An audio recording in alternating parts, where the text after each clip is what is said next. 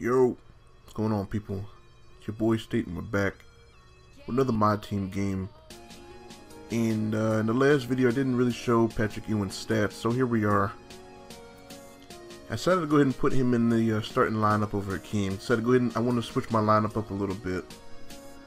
That's why I got that boy Joe Dumars out there, because that's who y'all wanted to see. Y'all been asking for Joe Dumars. There he is. And I got Patrick Ewing. Wanted to play him. I wanted to play Zoe, so I'm gonna let Hakeem sit down for a little while. And going against this dude, he got a pretty solid team. His bench is loaded. Gerald Green, Richard Jefferson, Clyde Drexler coming off the bench, Dale Curry.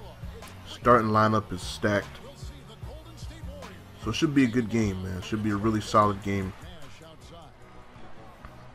My I've kind of changed the way I do things. I only run a 9-man rotation now. I feel like, you know, having a full 12-man rotation wasn't really doing anything for me. Like, normally I use all the players in my rotation, or at least I try to.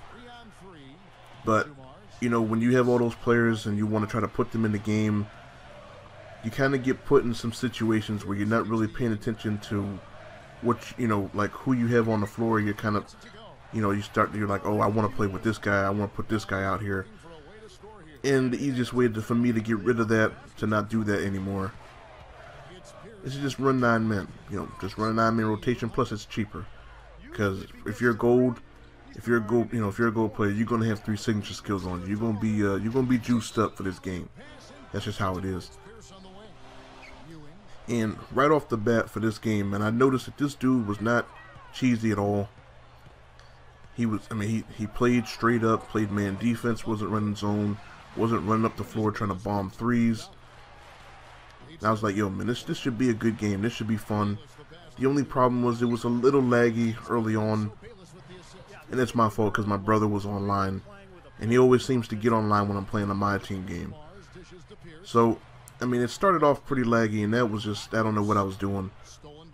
It did clear up halfway through the second quarter, though, so it's all good. And my first quarter, I played, I mean, even though it was laggy, I really didn't play all that well. I played pretty bad in that first quarter, only coming away with 6 points. Turned the ball over a lot, and it was just, you know, it's just pretty bad. It was really bad. Like another wide open shot and just getting a lot of stuff like that. And I noticed I needed to calm myself down a little bit.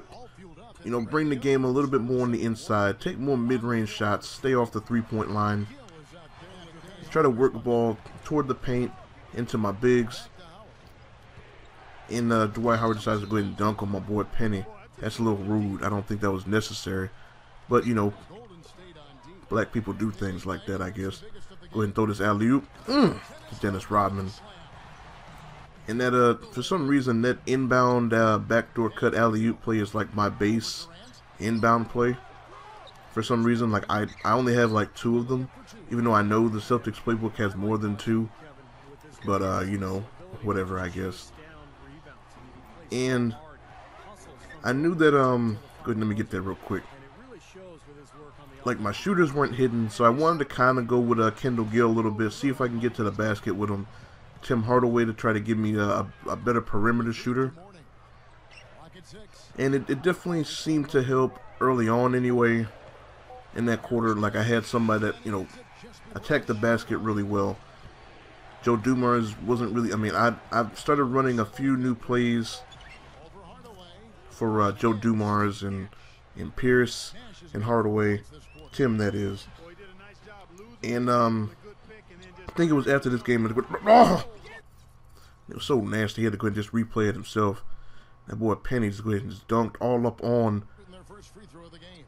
Dwight Howard's face. And the plays that I actually started running usually have my center set in the screens. And so what I did, I ended up taking floor general off of Kufis, and I put brick wall on him. So it's gonna be real cheesy out there, man. Having him and Ewing out there with brick wall. I think I have brick wall on Ewing. And for some reason he didn't try to dunk that. I'm pretty sure Clyde Drexler would have dunked on my whole team right there. Maybe it was laggy, or he just didn't want to risk it or something. I don't know. End up getting a steal, and Penny was actually really big in the second quarter. Like, he was getting a lot of steals. This is probably his best quarter. Like, he had like I think 6 points, a couple steals. Joe Dumars, little shot at the buzzer right there. And we turn a terrible first quarter into a 1-point lead heading into the second half. And the main thing that stands out to me from looking at those stats is that he's shooting 75%. And the fact that I had such a terrible quarter, go ahead and Koof.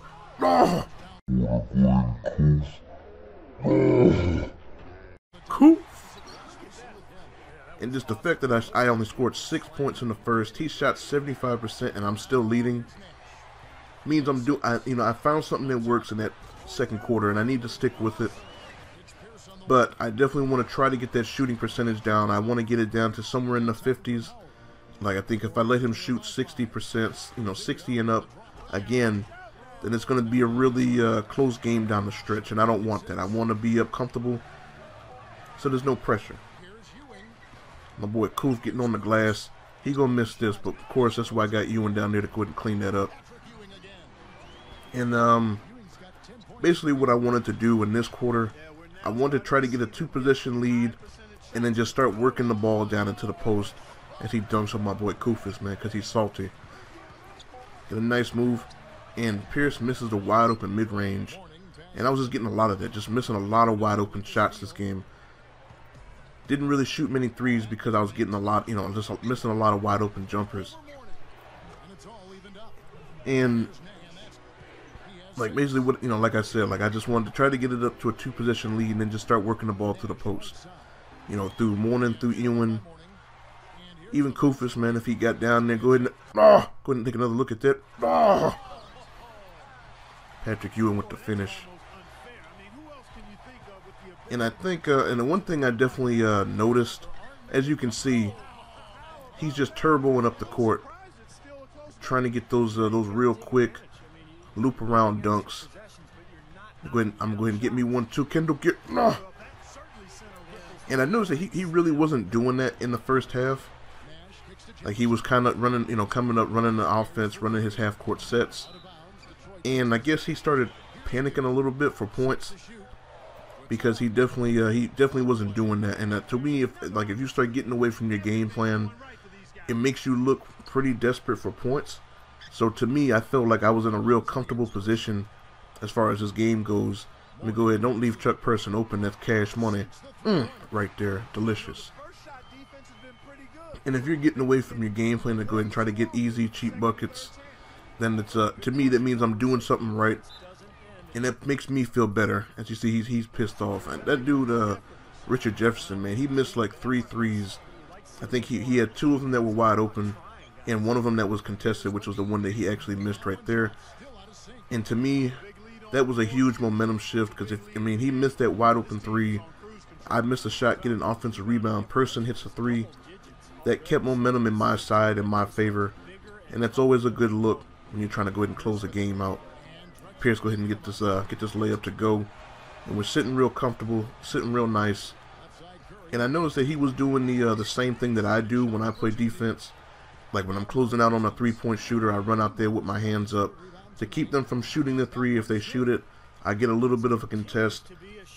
And I noticed it, and I started driving around him to try to get to the paint, try to draw some people in.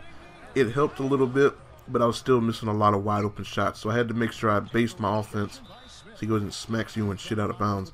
Base my offense around getting to the basket, just attacking the rim, working the ball through the post, and it definitely helped. Ewan and Penny definitely did their thing. Zoe came in, gave me 5 rebounds off the bench, which is pretty good. And he goes and push this one in, and that's pretty much the game. Because he started, reaching in the backcourt, fouling me.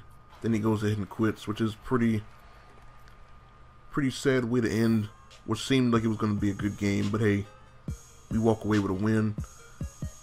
See, his shooting numbers for his top guys were all pretty solid. Wasn't really sure what the difference was when I went and looked at the stats at the end. My boy Patrick, you went 6 for 10. Penny 4 for, I think it's 4 for 5, 4 for 6.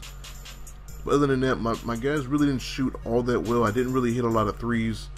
But the main difference in the game is that my guys got on the glass. I controlled the boards, got a lot of second looks, was able to put the ball in the basket. So games are a lot easier when you're able to control the rebound.